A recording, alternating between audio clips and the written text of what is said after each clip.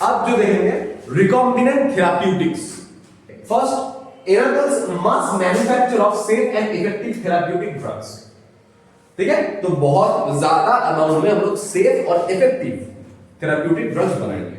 कैसे बनाया देखते हैं। Recombinant therapeutics do not induce unwanted immunological response as is common with product isolated from the non-human sources। मतलब पहले क्या किया जाता था, मतलब सोच कि नॉन ह्यूमन सोर्स से हम लोग देखेंगे जैसे इंसुलिन बनाया जाता था, जो दूसरा जानवर से वो ड्रग्स बना के हमारे बॉडी में दिया जाता था। तो क्या होता था, हमारे बॉडी उसके से फॉरेन पार्टिकल्स यूज मतलब एक्सेप्ट करता था और बॉडी में रिएक्शन दिखाया जाता था, दिक्कत होता था बॉडी को। ठीक है, तो लेकिन अगर हम लोग ऐसे जेनेटिकली मॉडिफाइड अगर ड्रग को हम लोग देंगे तो ये दिक्कत नहीं होगा। ओके, स्टैटिस्टिक्स क्या है, बहुत इंपॉर्टेंट पॉइंट है ये याद रखना कि 30 recombinant therapeutic have been approved till date worldwide। अभी तक दुनिया में 30 ऐसे रिकॉम्बिनेंट थेराप्यूटिक ड्रग है जो कि अप्रूव किया गया है। इंडिया में 12 अभी मार्केट में सोल्ड होता है। जो 30 अभी दुनिया में अप्रूव किया गया है उनमें से 12 therapeutic drug, recombinant therapeutic drug अभी इंडिया का मार्केट में मिलता है। ये पॉइंट याद रखना। Okay, next, genetically modified insulin, very very important, बहुत इजी बात है, देख ले क्या हो रहा है यहाँ पे। बायोटेक्नोलॉजी में क्या होता है, ये हो गया, आप लोग देखिए कि बायोटेक्नोलॉजी में हम लोग क्या करते हैं, मास नंबर में सेफ थेराप्यूटिक ड्रग्स बनाते हैं। Recombinant therapeutics such as genetically modified insulin do not induce unwanted immunological response common with similar product isolated from non-human source। क्या होता था, पहले ना क्या किया जाता था, पहले इंसुलिन क्या किया जाता था, पिग और कैटल से, ठीक है, पिग और कैटल से इंसुलिन बना के उसको हमारे बॉडी में डाला जाता है, जिसके बॉडी में इंसुलिन नहीं बनता है। ठीक है, सबसे पहला बात कि इंसुलिन क्यों नहीं बनता है, देख हम लोगों को पता है कि डायबिटीज दो तरीके का होता है। यहाँ पे देख, पहला बात है डायबिटीज दो तरीके का होता है। डायबिटीज मतलब हमेशा ब्लड शुगर नहीं होता है, डायबिटीज मतलब डायबिटीज इंसिपिडस और डायबिटीज मेलिटस। इंसिपिडस क्यों होता है, क्योंकि हमारे हाइपोथैलेमस से एक हार्मोन बनता है जिसका नाम है एंटीडायूरेटिक हार्मोन। वो हाइपोथैलेमस में बनता है, स्टोर होता है कहां पे, पोस्टीरियर पिट्यूटरी में, है ना। वहां पे स्टोर होने के बाद वो क्या होता है, वो क्या करता है, हमारे जो किडनी में जो नेफ्रॉन है, उस नेफ्रॉन में जो लूप ऑफ हिलने की जगह में वाटर का रीअब्जॉर्प्शन करवाता है। अगर वो हार्मोन सही से ना निकले तो क्या होगा, वाटर का रीअब्जॉर्प्शन नहीं होगा। अब तो क्या होगा, रीअब्जॉर्प्शन मतलब क्या, जो ज्यादा वाटर है वो खून में लौट के आ रहा है, अगर वो लौट के नहीं आएगा तो सुसु से निकल जाएगा, तो बार बार सुसु आएगा, बार बार यूरिनेशन होगा उसमें। ठीक है, इसलिए उसका नाम है डायबिटीज, पॉलीयूरिया हो रहा है उसमें। लेकिन उसमें वहां पे शुगर नहीं है, उसमें ब्लड शुगर का कोई रिलेशन नहीं है। डायबिटीज मेलिटस में क्या होगा, डायबिटीज मेलिटस में क्या होता है, हमारा ब्लड शुगर बढ़ जाता है। अब डायबिटीज मेलिटस बहुत तरीके का होता है, सबसे ज्यादा कॉमन मिलने वाला है टाइप ए और टाइप बी, टाइप 1 और टाइप 2। तो सबसे कॉमन क्या है, टाइप 1 और टाइप 2। हम लोग जो नॉर्मली सुनते हैं कि उसको ब्लड शुगर हो गया है, ठीक है, वो होता है टाइप 2 डायबिटीज। टाइप 2 डायबिटीज क्यों हुआ, ठीक है, अभी भर भर के हम लोग कोल्ड ड्रिंक्स पी रहे हैं, भर भर के चिप्स, ठीक है, ये सब पी रहे हैं। तो ये सब जब हम लोग लेंगे इस पे बहुत सारा एडेड शुगर रहता है, ठीक है, बहुत सारा एडेड शुगर रहता है। तो जितना हम लोग शुगर को इंटेक करेंगे, तो इंसुलिन का काम क्या है, इंसुलिन कहां से निकलता है, हमारे पैनक्रियास का आइलेट्स ऑफ लैंगरहैंस का जो बीटा सेल है, उस बीटा सेल से इंसुलिन निकलता है। अब क्या बात, तो उसकी भर चिप्स में देखना कितना ज्यादा एडेड शुगर रहता है, ठीक है, कोल्ड ड्रिंक्स पी रहे हैं, तो जितना भी एडेड शुगर वाला जो पैकेज फूड है सब में एडेड शुगर रहता है बहुत ज्यादा, ठीक है। तो वो जब भी हम लोग खाएंगे तो क्या होगा, उसको हजम करवाने के लिए हमारे बॉडी में, हमारे पैनक्रियास से इंसुलिन निकलेगा, ठीक है। अब अभी तो दबा के खा रहे सब लोग, ठीक है। अब एक टाइम के बाद, अब कोई बात है, कितने लोग हमें पूरा दिन बायोलॉजी पढ़ा जा रहा है, सब छोड़ दीजिए और दिमाग खराब है, ठीक है। तो वैसे भी इंसुलिन का, हमारा पैनक्रियास का भी एक उम्र के बाद दिमाग खराब होता है, बोला भाग हम नहीं निकालेंगे उतना ज्यादा इंसुलिन। अगर उतना ज्यादा इंसुलिन नहीं निकलेगा तो क्या होगा, वो जो ग्लूकोज ब्लड में आ रहा है वो ग्लाइकोजन में कन्वर्ट नहीं होगा, तो ग्लूकोज बढ़ जाएगा, तो वहां पे हम लोग को क्या होता है, डायबिटीज मेलिटस टाइप 2। ओके, लेकिन टाइप 1 में क्या होता है, टाइप 1 में क्या होता है, ये जो बीटा सेल है पैनक्रियास का आइलेट्स ऑफ लैंगरहैंस में, वो बीटा सेल इंसुलिन बना ही नहीं पा रहा है। बहुत सारे कारण से हो सकता है, एक है कि मेरे बॉडी में इंसुलिन बनाने वाला जीन नहीं है, हाँ, ठीक है, ये तो वो बीटा सेल में इंसुलिन नहीं बन रहा है। या फिर क्या हो रहा है, ये ऑटो इम्यून डिजीज भी है। मैंने बोला था कि हमारे इम्यूनिटी का मेन काम क्या है, फॉरेन पार्टिकल्स को, जो हमारे लिए दुश्मन को मारना। लेकिन कभी कभी वो बौखला जाता है, वो क्या करते हैं, हमारे बॉडी के सेल को मार देता है। तो क्या करते हैं, वो बीटा सेल का इंसुलिन बनाने वाला सेल को मार देता है वहां पे। तो क्या होता है, इंसुलिन नहीं बनता, तो उसके बॉडी में इंसुलिन बनता ही नहीं है। उसका वो सब बात नहीं है कि 40 के बाद वो बनेगा ही नहीं, तो उसको बाहर से इंसुलिन देना पड़ेगा। अब इंसुलिन मिलेगा कहां से?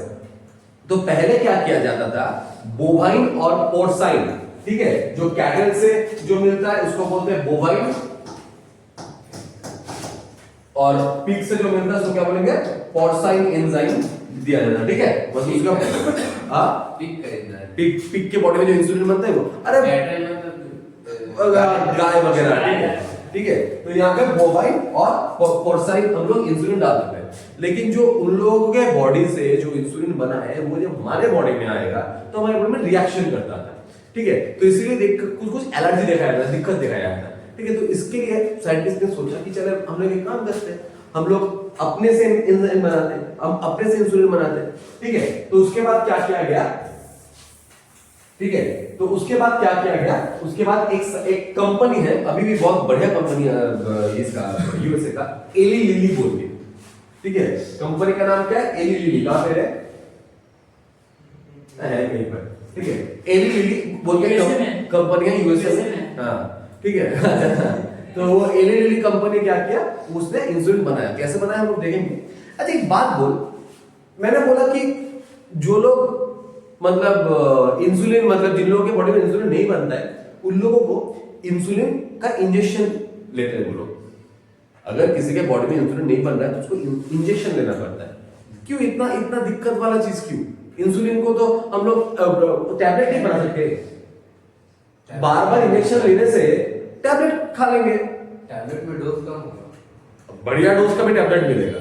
टैबलेट खाने से क्या दिक्कत? ज्यादा मतलब काम इसमें आता है डायरेक्ट हो जाएगा ना, ब्लड पहुंच जाएगा, वो एब्जॉर्प्शन और तो ठीक है, मान रहे हैं कि डायरेक्ट ब्लड में पहुंच रहा है, थोड़ा शायद टैबलेट तो क्या था, मतलब इंजेक्शन लेने से फास्ट काम होता है, ठीक है, यहाँ पे थोड़ा स्लो काम होगा। लेकिन सोच के किसी को उतना भी जरूरत नहीं है।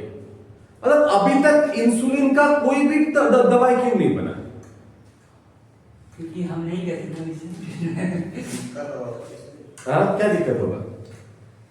इंसुलिन का टैबलेट नहीं बन पाएगा, नहीं बन सकेगा। क्यों? क्योंकि इंसुलिन मतलब अभी तक नहीं बना। साइंस में ऐसा कभी बन सकेगा नहीं, ऐसा बोलना गलत है। इंसुलिन का टैबलेट अभी तक इसीलिए नहीं बना क्योंकि इंसुलिन एक प्रोटीनेशियस हार्मोन है। ओके, अब सोच कि मैं इंसुलिन का टैबलेट अगर खाऊंगा तो क्या होगा, वो मेरा स्टोमैक में जाएगा। स्टोमैक के अंदर क्या मौजूद है? पेप्सिन मौजूद है, प्रोटीन डाइजेस्टिव एंजाइम, वो तो डाइजेस्ट कर देगा, ठीक है। इसीलिए इंसुलिन को हम लोग क्या करते हैं, एज ए इंजेक्शन लेना पड़ता है लोगों को। ओके, लेकिन ये सब छोड़, वो सब तो पुरानी बात है। अभी मॉडर्न टेक्नोलॉजी में हम लोग बायोटेक्नोलॉजी में क्या करते हैं देखते हैं।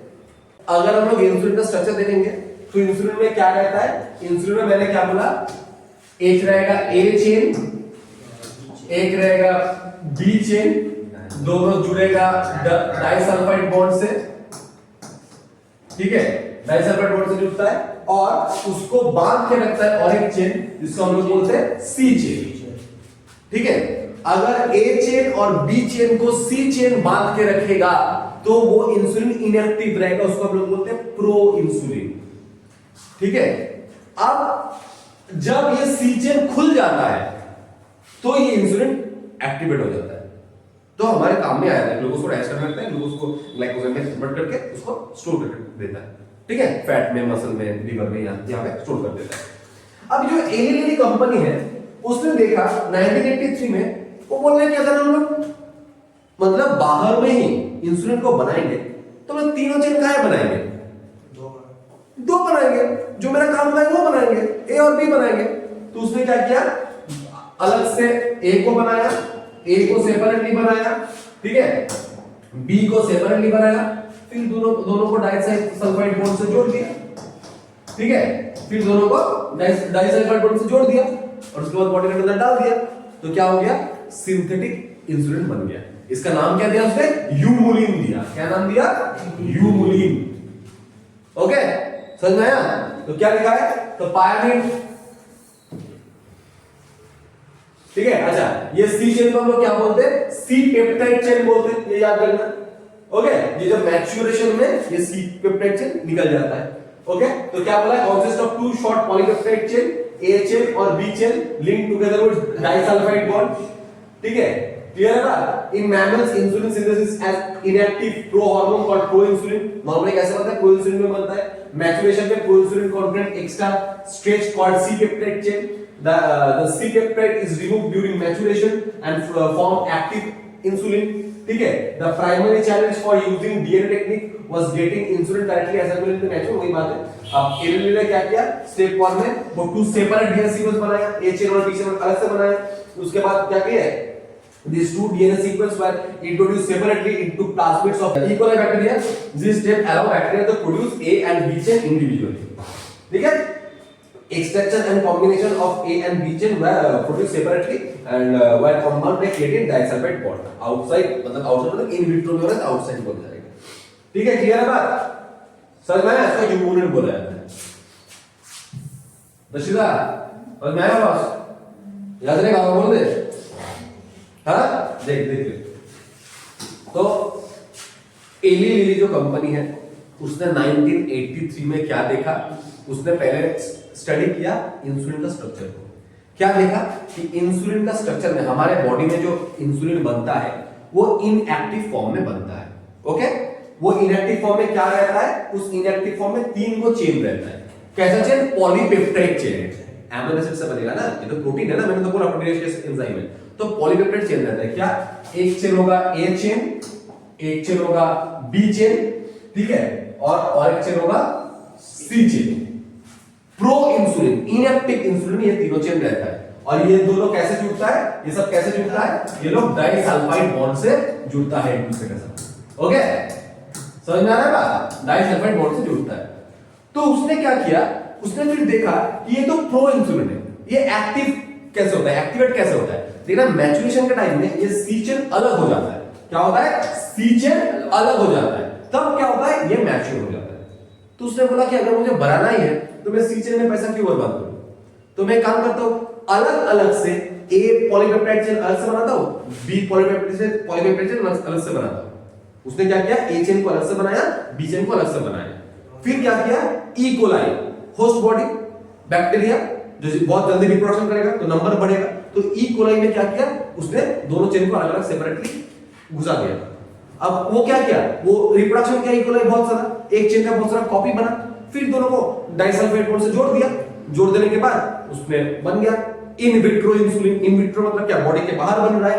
उसने उसको क्या नाम दिया? ह्यूमुलिन नाम दिया। ओके, ए चेन, बी चेन, ठीक है, सी चेन सब पॉलीपेप्टाइड से जुड़ा हुआ है, फिर इसको अलग कर दिया। अच्छा, अब मेडिसिन में कैसे यूज होता है? देखिए, मेडिसिन में अगर हम लोग देखें, इसको जीन थेरेपी बोला जाता है। इसको पहले आविष्कार कैसे हुआ था? ADA deficiency. क्या है एडीए? पहला बात, जीन थेरेपी मतलब क्या है? तो उसकी मेरे बॉडी में एक जीन में नुकसान है, एक जीन खराब है, तो उसके लिए मुझे डिजीज हो रहा है। तो पहले क्या होता है? दवाई दे देते। अब बोला काय दवाई देंगे? जीन को सही कर दे उसको, ठीक है, जीन को सही करते, ठीक है। अब क्या होगा? तो यहाँ पे क्या हो रहा है? हमारा जीन थेरेपी वहीं पे काम करता है। तो जो इनहेरिटेड डिसऑर्डर है, जो जेनेटिकली डिजीज, जेनेटिकली चेंज के लिए वो होता था, उसको जीन को चेंज करके इसको ठीक किया जाता है। कैसे किया जाएगा? Adenosine डाइअमाइनेज deficiency. एडिनोसिन, यहाँ पे क्या हो रहा है? एडिनोसिन डीअमाइनेज मतलब एमाइनो ग्रुप हट गया है। एडिनोसिन डीअमाइनेज डेफिशिएंसी क्या है यहाँ पे? First clinical therapy was administrated in 1990। क्या हुआ था? एक 4 साल का एक बच्ची था, 4 ईयर ओल्ड गर्ल, वो उसको एडीए डेफिशिएंसी था, उसके बॉडी में एडीए नहीं हो रहा था। तो अगर एडीए नहीं रहेगा तो क्या होगा? दिस डेफिशिएंसी और deletion of the gene for the enzyme adenosine deaminase cause SCID. SCID मतलब क्या है? Severe combined immunodeficiency. सीवियर मतलब भयंकर, बहुत हाई मात्रा में। कॉम्बाइंड मतलब उसके बॉडी में कॉम्बिनेशन में इम्यूनिटी काम नहीं कर रहा है, एकदम मतलब इम्यूनिटी बहुत खराब है। तो अगर किसी के बॉडी में इम्यूनिटी सोच की बहुत खराब है तो उसका हमें क्या करना पड़ेगा? उसको हमें एक बहुत स्टेरल कंडीशन में रखना पड़ेगा, हमेशा बबल क्रिएट करके रखना पड़ेगा कि भाई बाहर से कोई वैक्सीन मतलब वायरस ना आ जाएगा तो उसको टैकल करने का उसके पास पावर नहीं है, इम्यूनिटी नहीं है, ठीक है। तो कैसे जिंदा रहेगा वो, मतलब वो बाहर में नहीं जा पाएगा, ठीक। बाहर में क्या मतलब दूसरे बात, क्योंकि सबके पास थोड़ा कुछ वायरस है, इफेक्ट नहीं कर पा रहा इम्यूनिटी की वजह से, लेकिन वो तो हर वक्त उसको बबल में रखना पड़ेगा, ठीक है। तो इसलिए क्या क्यों ऐसा था, क्योंकि उसके बॉडी में ये एडिनोसिन डीअमाइनेज जो एंजाइम है उसका डेफिशिएंसी था, ठीक है। तो the enzyme is crucial for immune system to function, ये क्या करता था, इम्यून सिस्टम को फंक्शन करने के लिए वो बहुत जरूरी था, specially for the maturation of T lymphocyte. Question देगा कि एडिनोसिन डीअमाइनेज जो एंजाइम है जिसके वजह से स्किड हो रहा है, सीवियर कॉम्बाइंड इम्यूनो डेफिशिएंसी जो हो रहा है, ये क्यों हो रहा है, बोलना कि एडिनोसिन डीअमाइनेज एंजाइम क्या करता है, टी लिम्फोसाइट को मैच्योर करता है। कहां पे मैच्योर होता है टी लिम्फोसाइट, थाइमस ग्लैंड में मैच्योर होता है, ठीक है, उसको मैच्योरेशन में हेल्प करता है, ठीक है। अब अगर वो एंजाइम नहीं रहा तो टी लिम्फोसाइट मैच्योर नहीं होगा, और टी लिम्फोसाइट अगर मैच्योर नहीं हुआ तो टी लिम्फोसाइट कौन सा इम्यूनिटी कर रहा था, सेल मेडिएटेड इम्यूनिटी कर रहा था, तो वो वाला हमारे बॉडी में ठीक से नहीं बनेगा, ठीक है। तो वही बात है। तो पहला बात ये non curative treatment, ADA deficiency can be treated but not permanently क्यों परमानेंटली क्यों नहीं क्योर किया जाएगा। पहला बात है, एक होता है एंजाइम रिप्लेसमेंट थेरेपी। क्या हो रहा है, मेरे बॉडी में एंजाइम नहीं बन रहा है, मैं बाहर में क्या डॉक्टर के पास गया, वो क्या किया, मुझे एंजाइम रिप्लेस कर दिया, ठीक है। लेकिन एक बात बोल, एक एंजाइम रिप्लेसमेंट थेरेपी, एंजाइम तो एक प्रोटीन है ना, उसका तो एक पर्टिकुलर लाइफ स्पैन रहेगा। सोच के मेरे बॉडी में एंजाइम को रिप्लेस कर दिया, एडिनोसिन डीअमाइनेज भर कर दिया मेरे बॉडी में, कितना दिन जिंदा रहेगा वो, फिर तो खराब हो जाएगा, फिर जाना पड़ेगा, बस कितना बार जाएंगे, ठीक है। उसके बाद है बोन मैरो ट्रांसप्लांटेशन। हमें पता है कि बी लिम्फोसाइट और टी लिम्फोसाइट बन कहां पे रहा, बोन मैरो में। बी लिम्फोसाइट बोन मैरो में बनता भी है और मैच्योर भी होता है, मगर टी लिम्फोसाइट बोन मैरो में बनता है लेकिन थाइमस ग्लैंड में मैच्योर है। तो अगर मैं मेरे बॉडी में टी लिम्फोसाइट नहीं बन रहा है तो बोन मैरो को हम लोग ट्रांसप्लांट कर देते हैं तो ठीक ठाक बनेगा शायद, ठीक है। लेकिन वहां पे भी क्या देखा गया कि both approach not completely curative और परमानेंट, क्योंकि वही बात है, बोन मैरो को रिप्लेस किया, अरे भाई बोन मेरे बॉडी में तो बोन मैरो का जीन खराब है, तो जो रिप्लेस किया वो वाला बोन मैरो का सेल जब तक रहेगा वो तो बिंदास अच्छा वाला बी लिम्फोसाइट टी लिम्फोसाइट बनाएगा, लेकिन वो भी तो मरेगा ना, फिर तो नया बोन मैरो बनेगा, वो तो मेरा बॉडी में ही बनेगा, वो तो मेरा एडीए डेफिशिएंसी वाला जीन बनाएगा, समझ में आ रहा है ना। वो जो सेल बनाएगा उस सेल में एडीए नहीं रहेगा, फिर से कम रहेगा, तो कैसे होगा, ये भी क्या है, नॉन परमानेंट है। अब जीन थेरेपी में क्या किया, जीन थेरेपी में लिम्फोसाइट को हम लोग निकाले बॉडी से, टी लिम्फोसाइट को निकाले, उसको स्टडी किए, सेल है ना वो, सेल में तो न्यूक्लियस रहेगा, न्यूक्लियस में डीएनए रहेगा, डीएनए में जीन रहेगा, इनको स्टडी किया, देखिए कि कहां पे गलती था, क्यों वो एंजाइम नहीं बन रहा है, जहां पे गलती था उसको करेक्ट करके बॉडी में भेज दिया। ओके, बिंदास, ठीक हो गया। कैसे ठीक होगा, आप ठीक करवा दी, कैसे ठीक होगा, सोच कि जीन चेंज किया, ठीक है, मेरे बात सुनो, सोच कि मेरे बॉडी में एडीए डेफिशिएंसी है, मेरे बॉडी से सेल निकाल के जीन चेंज किया, तो जो नया वाला जीन है, ठीक है, वो वाला जीन में परफेक्ट कोड है जो कि अच्छा वाला एडीए बनाएगा, ठीक है। लेकिन वो सेल भी तो डिवाइड करते करते सोच के कुछ सेल बनाया, उसमें भी शायद परफेक्ट कोड है, एक टाइम के बाद तो ये पूरा लॉट खत्म हो जाएगा ना, ये वाला लॉट भी तो खत्म हो जाएगा ना, ठीक है।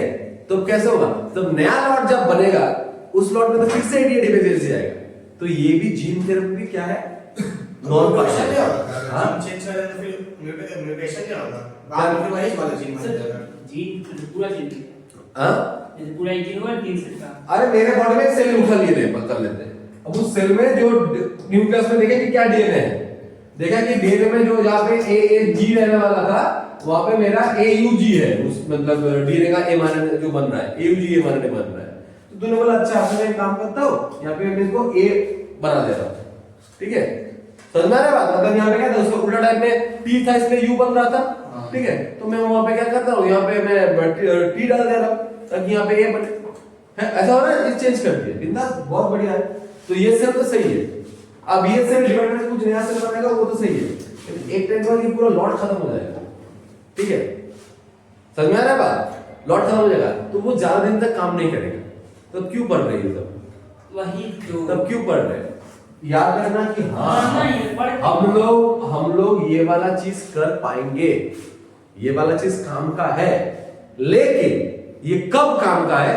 अगर तुम एज ए मतलब सिर्फ जाइगोट बनने के बाद उसको लेके आओ, पहले से डिटेक्ट करना है। इसीलिए जीन का टेस्ट किया जाना चाहिए बेबी लेने से पहले, क्योंकि अगर किसी के बॉडी में ऐसी दिक्कत है, ठीक है, तो क्या होगा, तो उस केस में सोच की हमारा तो देखा जाए कि मम्मी पापा का बॉडी में कुछ दिक्कत है, तो बच्चे का हो सकता है, तो अगर उसी वक्त उसके बॉडी में जीन चेंज किया जाए, ठीक है, तब क्यों ऐसा मत क्यों, तब लॉट नहीं खत्म होगा। आप जो बोल रहे हैं अभी लॉट खत्म हो जाएगा, तब नहीं लॉट खत्म होगा। एक बात देख, तेरे लोग पढ़े हैं, जाइगोट से मोरुला बनेगा, मोरुला से ब्लास्टुला, ब्लास्टुला से गैस्ट्रुला बनेगा, गैस्ट्रुला होने के बाद क्या होता है, जर्म लेयर बनता है, बाहर वाला एक्टोडर्म, फिर इंडोडर्म, मेसोडर्म, तो सबसे पहले इंडोडर्म बनेगा, फिर मेसोडर्म बनता है, फिर इंडोडर्म बनता है। ये सब तो हुआ। अब एक बात बोल, देख ये तो एक ही सेल, जाइगोट तो एक ही सेल है ना, फिर उसे 8, 16, 32 करके हुआ, उसी उस सेम टाइप ऑफ सेल का गुच्छा से, जो इधर सेल मस्त था, सेम टाइप सेल का गुच्छा से नाक बन रहा है, कान बन रहा है, बाल बन रहा है, मतलब हमारा हर एक बॉडी पार्ट बन रहा है, सब बन रहा है, हर एक चीज एक दूसरे से अलग है। टांग का जो सेल का टाइप है, किडनी का वो वाला नहीं, अलग है, मतलब एक ही टाइप का सेल अलग अलग टाइप का सेल बना पा रहा है, इसको मतलब टोटीपोटेंसी। और एक होता है प्लूरीपोटेंसी। प्लूरीपोटेंसी मतलब क्या होता है, जो सेल डिवीजन हो रहा है, मेरा हाथ का सेल जब डिवीजन होगा तो हाथ का सेल ही बनाएगा, कान का सेल तो नहीं बनाएगा यहाँ पे। तो एक सेल जब डिवाइड करता है सेम टाइप ऑफ सेल बनाता है, लेकिन नंबर बहुत ज्यादा बना लेता है, उसको होता है प्लूरीपोटेंसी, प्लूरल हो जा रहा है। लेकिन जब एक ही टाइप का cell different type of cell बना पाता है, उसको बोलते हैं टोटीपोटेंसी। ये वाला पावर नॉर्मल सेल में नहीं रहता है, बहुत कम रहता है। लेकिन जो हमारा जो एम्ब्रायो है, जब जाइगोट से वो बनेगा तो उसमें वो पावर रहेगा। वहां पे अगर हम लोग चेंज कर दिए तो वो ठीक हो जाएगा, ठीक है। लेकिन मैं कुछ दिन पहले एक न्यूज पढ़ रहा था, अभी ऐसा भी आविष्कार हो रहा है, अभी मतलब टोटली ये नहीं है, एकदम रिसेंट डिस्कवरी है। अभी उसको बहुत सारा ये मिलेगा, स्कैम मिलेगा, मतलब सब बोलेगा, अप्रूवल मिलेगा, उसके बाद काम में आएगा कि अभी एजेड पर्सन में भी ये जीन थेरेपी का परमानेंट सॉल्यूशन किया जाता है, ठीक है। समझ में आया बात? तो बॉडी में क्या करेंगे, आप functional ADA complementary DNA, complementary मतलब क्या, उसका कॉम्प्लीमेंट्री में उसको सही करके कॉम्प्लीमेंट इंट्रोड्यूस कर दिया into this culture lymphocytes often utilising retroviral vector. तो हम लोग कौन सा वेक्टर करेंगे, रेट्रोवायरल। बोले थे एनिमल के बॉडी में अगर हम कुछ बुलाएंगे तो क्या क्या कौन सा वेक्टर यूज करते हैं, रेट्रोवायरस यूज करते हैं, ऐसे वेक्टर रेट्रोवायरल वेक्टर यूज करते हैं, ठीक है। This genetically engineered lymphocytes relate to the patient, ठीक है। मगर because the cells are not immortal, सबका एक लाइफ स्पैन है, the patient requires periodic infusion of genetically engineered lymphocyte. उसको बार-बार वो जेनेटिकली मॉडिफाइड लिम्फोसाइट डालना पड़ेगा, वो परमानेंट नहीं है। परमानेंट कब होगा, जब उसको जाइगोट के टाइम में दिया जाएगा। परमानेंट पीरियड में क्या रहेगा, only method for a permanent period involve introduction of ADA producing gene into the cell of early embryonic stage, वो मोरुला प्लास्टिक स्टेज में दिया जाएगा। समझ में आ रहा है बात, क्लियर है? पहले क्या होता था, जब हम लोगों को कोई भी डिजीज होता था तो हम लोग क्या करते, टेस्ट करते थे, अभी भी करते हैं नॉर्मली, जो हमारा ट्रेडिशनल मेथड, ब्लड टेस्ट करो, यूरिन टेस्ट करो, सीरम टेस्ट करो, ठीक है। ये सबसे क्या होता है, हम लोगों को कोई भी डिजीज हुआ है या नहीं वो पता चलता है, ठीक है। लेकिन कोई भी डिजीज क्या होने वाला है मुझे नहीं, आज से 40 साल बाद क्या कोई डिजीज होगा, मैं जो, ठीक है, तो वो कैसे पता चलेगा, वो हमें रिकॉम्बिनेंट डीएनए टेक्नोलॉजी से पता चलेगा। अब देख, सो क्या हो रहा है, तो advance techniques allowed for early detection of recombinant DNA technology में क्या होता है, पीसीआर पढ़ेंगे हम लोग, पीसीआर पढ़े हैं पहले भी, पॉलीमरेज चेन रिएक्शन पढ़े ना, डीएई denaturation, annealing और extension, ELISA enzyme linked immunosorbent assay, ये भी पढ़ेंगे। क्या होता है, पीसीआर कब यूज होता है, detection of low concentration, normally a pathogen, a bacteria, a virus is only suspect when it's produce a disease of symptom। मतलब वही बात है, हम लोग पढ़े थे कि एड्स के केस में क्या होता है, उसका जो मतलब इनएक्टिव फेज, कुछ दिक्कत नहीं दे रहा है, लेकिन मेरा बॉडी में एड्स है, इंक्यूबेशन पीरियड बहुत ज्यादा होता है, लेंटिवायरस में पढ़े थे ना तो उस केस में उसकी मेरे बॉडी में कुछ वायरस घुसा है, लेकिन मुझे समझ में नहीं आ रहा, तो बाद में वो दिक्कत देगा, तो मैं कैसे समझूं कि वायरस आया या नहीं आया। तो उस केस में हम लोग क्या करते हैं, पीसीआर करते हैं, क्योंकि पीसीआर में याद कर क्या था, एक छोटा सा टुकड़ा को पॉलीमरेज चेन रिएक्शन, पॉलीमराइजेशन करके उसके नंबर को बढ़ाया जाएगा। तो छोटा मैंने दिख पा रहा है, बड़ा कर देख लेंगे ना उसको हम लोग, तो वही बात है। तो यहाँ पे क्या हो रहा है, तो in which point the pathogen concentration is very high, PCR however can detect a very low concentration of bacteria or virus, ठीक है। तो अगर बैक्टीरिया वायरस की बॉडी में हमारे बॉडी में बहुत लो concentration है, तो उसको क्या करेंगे हम लोग पॉलीमरेज चेन रिएक्शन करके उसका नंबर को मल्टीप्लाई कर लेंगे, तो उसका हाई concentration हो जाएगा। उसके बाद हम लोग क्या करेंगे, उसको डिटेक्ट कर पाएंगे, ठीक है। समझ में आया? पीसीआर पढ़ लिया हम लोग, वो पहले वाला प्रिंसिपल में, ठीक है। Mechanism, this detection is achieved by the amplification of the pathogens nucleic acid. तो क्या किया जाएगा, सबसे पहले पैथोजन के न्यूक्लिक एसिड को ढूंढा जाएगा, ढूंढने के उसको एम्प्लीफाई किया जाएगा, फिर देखा जाएगा कि अच्छा हाँ भाई दिक्कत है। पीसीआर कभी हुआ है तुम लोग पता है, नाम सुना होगा पहले पीसीआर, नाम सुने हैं। कहां पे हुआ है? आरटीपीसीआर, कोरोना के टाइम में सब जगह टेस्ट होता था, नाम ने आरटीपीसीआर नाम नहीं सुना थे, नाम सुने हैं बोलो, अभी देखे नहीं है। क्या था कोरोना में सब जगह बोलता था आरटीपीसीआर। इसका मतलब क्या था, आरटी मतलब क्या, reverse transcriptase, reverse transcriptase polymerase chain reaction, है ना। क्या था उसमें, कोरोना एक आरएनए वायरस था, ठीक है। अब जो आरएनए वायरस था तो उसको क्या किया जाएगा, जब उसको पीसीआर में क्या किया जाएगा, डीएनए को पॉलीमराइज किया जाता है, टैग पॉलीमराइज डीएनए को पॉलीमराइज किया जाता है। तो पहले वो आरएनए को हम लोग डीएनए में कन्वर्ट करेंगे, तो क्या हो रहा है, रिवर्स ट्रांसक्रिप्शन हो रहा है, डीएनए से आरएनए ट्रांसक्रिप्शन, आरएनए से DNA reverse transcription, DNA transcription हो रहा है। फिर जब डीएनए में कन्वर्ट कर दिए, फिर उसको हम लोग पॉलीमराइज चेन रिएक्शन करेंगे, फिर देखेंगे कितना बार वो साइकिल चलाने के बाद हमें वो चीज मिला है। एक बात तो चलता है थ्रेशोल्ड वैल्यू, थ्रेशोल्ड वैल्यू मतलब क्या, कितना बार घुमाने के बाद हमें वो मिल रहा है कि अच्छा हाँ आरएनए का वायरस मिल गया, कोरोना का वायरस मिल गया, ठीक है। अगर सोच कि बहुत बार घुरा, अगर उसको बहुत बार टाड़ने के बाद अगर वो कोरोना वायरस मिला तो मतलब बॉडी में बहुत कम है, ये दिक्कत नहीं देगा, जल्दी मिल जाएगा, मतलब भर भर के उसकी बॉडी में कोरोना वायरस, ठीक है। समझ में आया बात? अच्छा, तो यहाँ पे क्या है, ये amplification of the pathogen nucleic acid, तो क्या करेंगे हम लोग, पैथोजन का न्यूक्लिक एसिड को एम्प्लीफाई कर देंगे, तो पहले समझ में आ जाएगा। रूटीन यूजेस कहां पे यूज होता है, वेरी इंपॉर्टेंट, एचआईवी का सस्पेक्ट्स में, एचआईवी का सस्पेक्ट्स में। सोच कि किसी को लगा कि हम लोग किसी ऐसा जगह में दाढ़ी वाली काट के आए जहां पे ब्लड से चेंज नहीं हो रहा है, ठीक है, या फिर किसी के साथ ऐसे इंटरकोर्स किया जिसका पास मुझे नहीं पता, ठीक है, तो एचआईवी का सस्पेक्ट हो सकता है। तो उस जगह में हम लोग क्या करेंगे, हम लोग पीसीआर यूज कर सकते हैं कि बाद में क्या हो सकता है, तो जीन को निकालते हैं, तो कॉपी बना के हम देख लेंगे कि भाई बाद में हो सकता है या नहीं हो सकता है, ठीक है। It also used detect mutation in gene suspect cancer patient. तो क्या कैंसर पेशेंट में भी कैंसर के म्यूटेशन है ना, ठीक है, तो क्या उसको बाद में कैंसर हो सकता है, उसको डिटेक्ट कर लेंगे, समझ में आ रहा है, या फिर जेनेटिक डिसऑर्डर में डिटेक्ट कर लेंगे, जैसे। अच्छा, नेक्स्ट क्या है, एंजाइम लिंक्ड इम्यूनोसॉर्बेंट एसिड। ये क्या है, एलाइजा, फुल फॉर्म याद रखना है आएगा। और क्या याद रखना है कि एलाइजा कौन सा प्रिंसिपल में काम करता है, antigen antibody, antigen antibody reaction में काम करता है। तो एलाइजा का प्रिंसिपल क्या है, antigen antibody interaction. Full form क्या है, enzyme linked immunosorbent acid. ELISA कहां पे यूज होता है, सबसे पहले बोलते एलाइजा कहां पे पढ़े थे हम लोग, एड्स में पढ़े थे, एड्स को डिटेक्ट करने में भी यूज होता है। लेकिन एड्स का कन्फर्मेटेड टेस्ट का नाम क्या है, एड्स है यानी कन्फर्मेशन चाहिए भाई, इतना बड़ा डिजीज हुआ है, पहले ये टेस्ट में पता था कि वो डिप्रेशन में मर जाएगा, फिर देखा कि उसको कन्फर्मेटेड टेस्ट चाहिए, western blotting, okay, western blotting, okay. तो और क्या है, और कैसे कैसे डिटेक्शन करेंगे कि सोचिए किसी के बॉडी में अगर कोई भी पैथोजन आया है, तो पैथोजन क्या करेगा, कोई ना कोई एंटीजन प्रोड्यूस करेगा। पैथोजन का जो पार्ट हमारा इम्यूनिटी के साथ जुड़ता है, लड़ता है, उसको क्या बोलते हैं, एंटीजन बोलते हैं। अब उस एंटीजन के लिए हमारे बॉडी में एंटीबॉडी बनेगा, दुश्मन आया तो भाई हीरो तो आएगा, तो एंटीबॉडी बनेगा।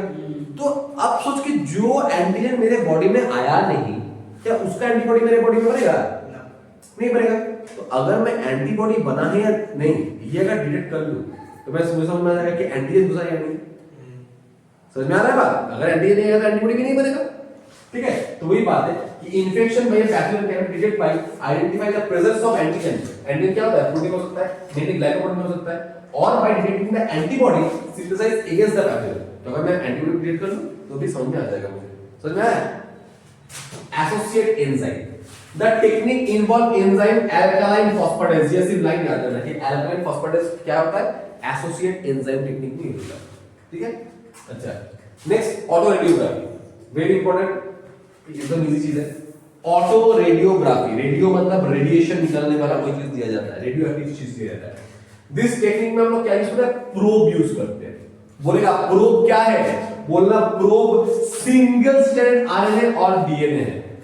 Single strand, double strand DNA नहीं, सिंगल स्ट्रैंड आरएनए। इसका मतलब क्या होता है, सोच कि देख ह्यूमन जीनोम प्रोजेक्ट हो गया है, हम लोगों को पता है कि हमारे बॉडी में क्या क्या जीन रहता है, ठीक है।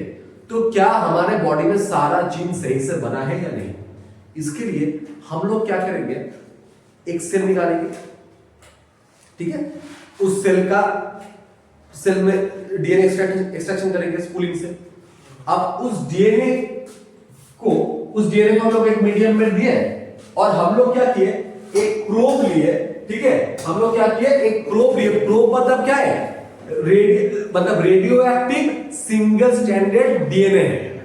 अब उसको यहां पे जोड़ दिए, जो इसका कॉम्प्लीमेंट्री होगा, कॉम्प्लीमेंट्री होना चाहिए, सी डीएनए बोलते हैं उसको। तो अगर ये डीएनए में सारा बेस अगर परफेक्ट रहा तो उसके साथ ये कॉम्प्लीमेंट्री रूप में जुड़ जाएगा।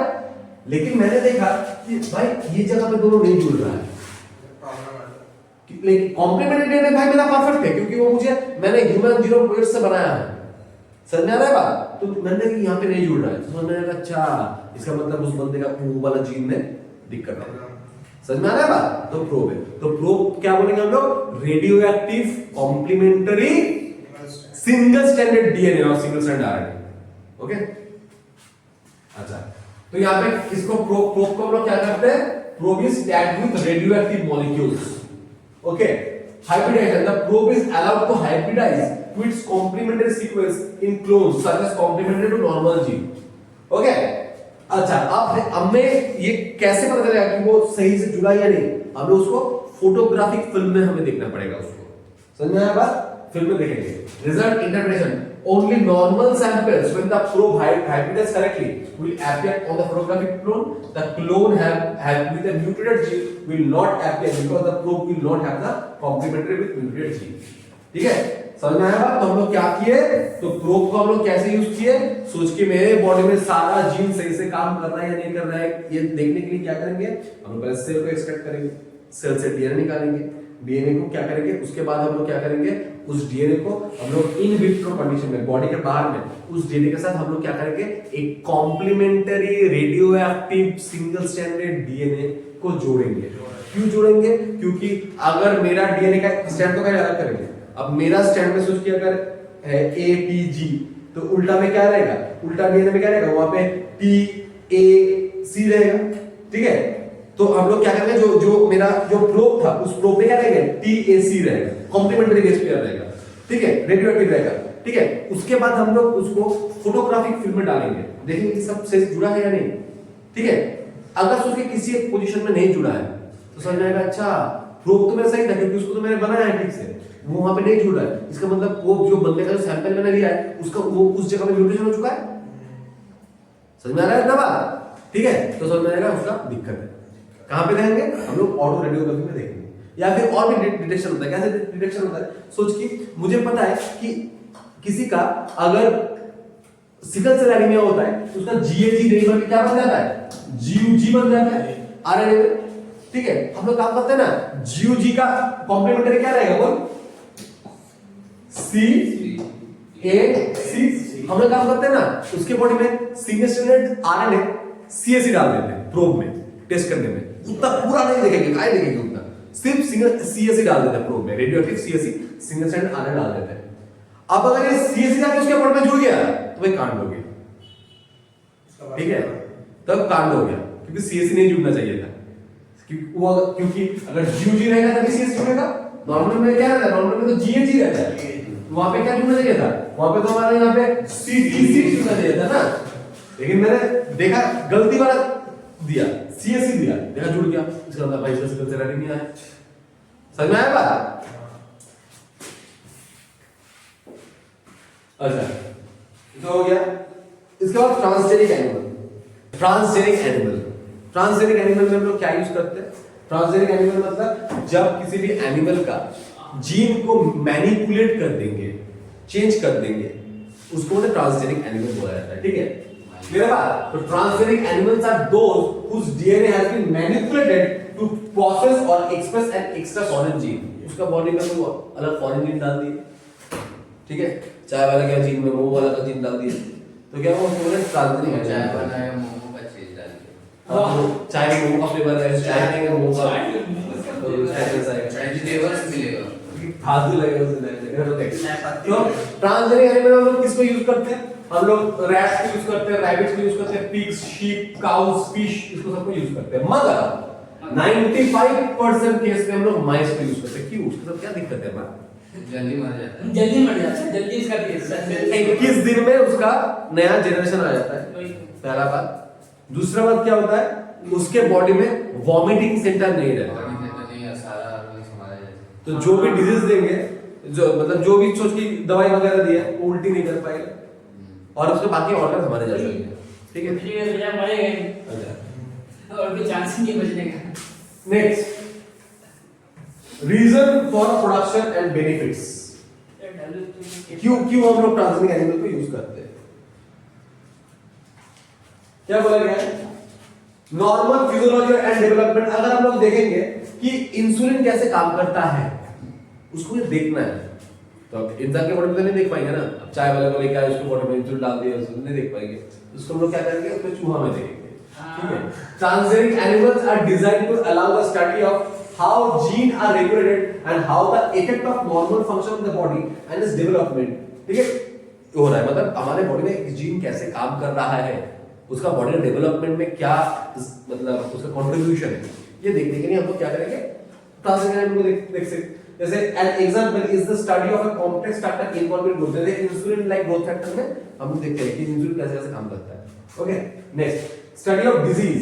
अगर सोच कि हमारे बॉडी में कुछ डिजीज हुआ है, मतलब जैसे सोचिए अल्जाइमर में क्या होता है हमारे बॉडी में, ठीक है, अल्जाइमर में क्या होता है, ठीक है, भूल जाते हैं अल्जाइमर में, क्यों भूल जाते हैं, ठीक है।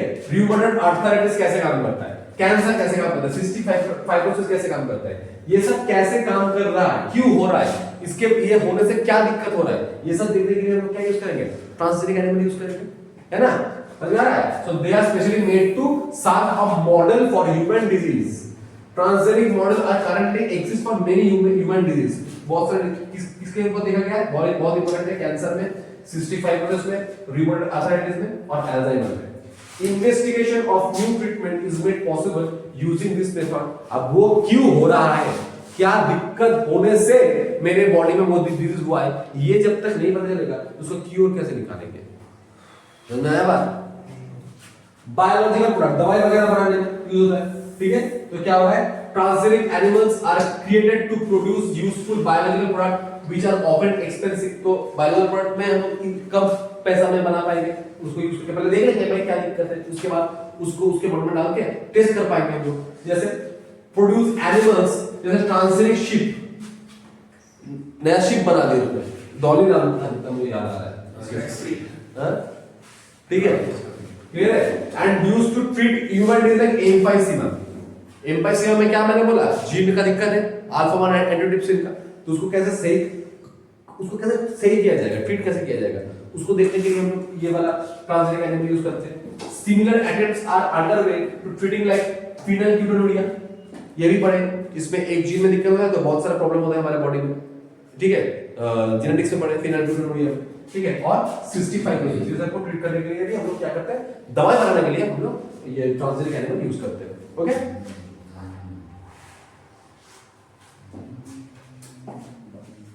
उसके बाद एरोजी काउ है, ठीक है।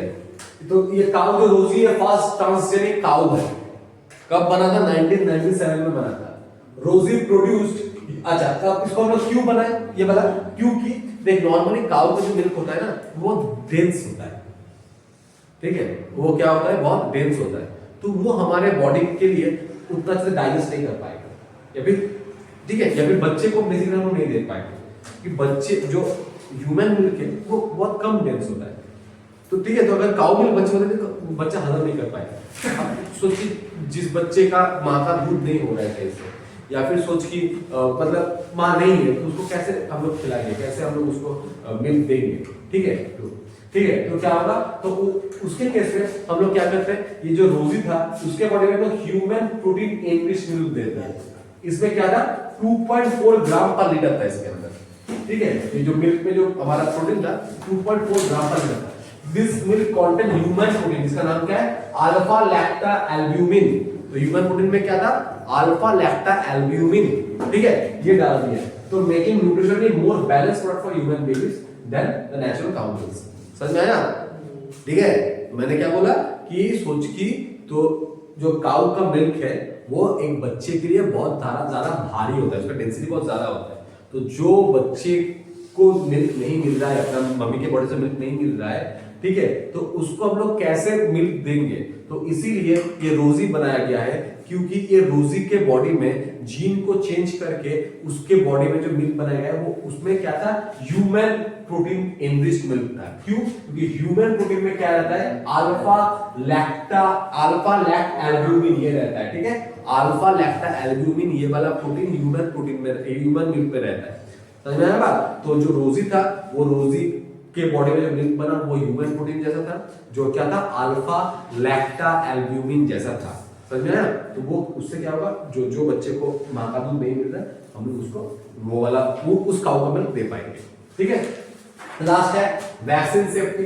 वैक्सीन सेफ्टी में क्या है, ट्रांसजेनिक माइस से हम लोग क्या करेंगे, टेस्ट करेंगे कि कोई वैक्सीन से काम कर रहा है या नहीं कर रहा है। पोलियो वैक्सीन में हम लोग ऐसे देखेंगे before they are used to humans. समझ में आया बात, दिस है बात ना। तो क्या है, तो समझ में आया। तो ट्रांसजेनिक माइस में क्या करेंगे हम लोग, अगर कोई भी वैक्सीन का सेफ्टी सही से है या नहीं वो देखेंगे, जैसे पोलियो वैक्सीन में देखेंगे। If successful, they could potentially replace the use of monkey for testing of vaccine batches. तो अगर चूहा से निकालने के बाद क्या करेंगे, if successful, they could potentially replace the use of monkeys for testing vaccine batches. तो पहले मंकी में देखा जाता है, अभी चूहा में भी देखा जाता है, माइस में देखा जाता है। केमिकल सेफ्टी, कोई भी केमिकल हमारे बॉडी में क्या कुछ दिक्कत दे रहा है ये टेस्ट करने के लिए हम लोग क्या करते हैं, हम लोग ये ट्रांसजेनिक एनिमल्स को यूज करते हैं, ठीक है। This allow richer obtain toxicity testing in a less time. समझ में आया बात,